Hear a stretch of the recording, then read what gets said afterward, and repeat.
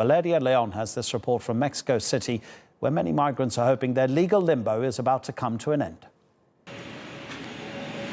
Eduardo Maldonado lives inside this truck as he waits for his Mexican work papers. Despite the cramped living conditions, he considers his life in Mexico better than the one that he had in his native Honduras.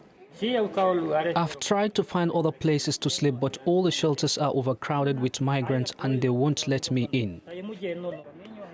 Eduardo is one of the 40,000 migrants who've arrived in the country over the past year, according to government figures.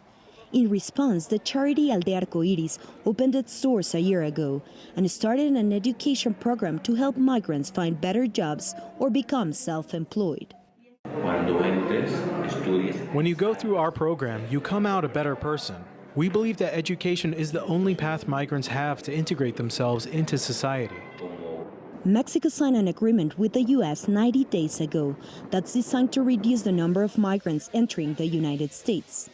Many of those immigrants have decided to stay in Mexico, but they're dealing with a growing backlash here.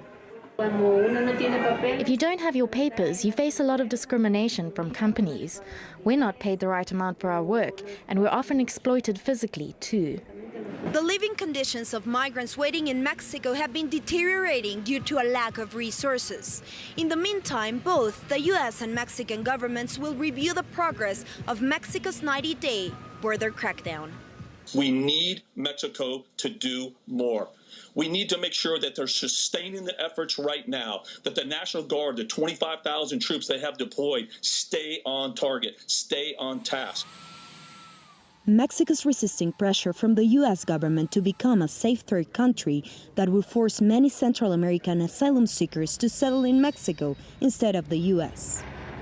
We're not going to accept this because it's against Mexico's interests. We're not going to be in charge of sheltering asylum seekers in the country simply because it's not our job to do that.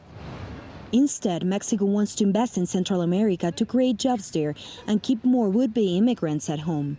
But first, it has to sit across the negotiating table with a hard-nosed U.S. government determined to slash immigration.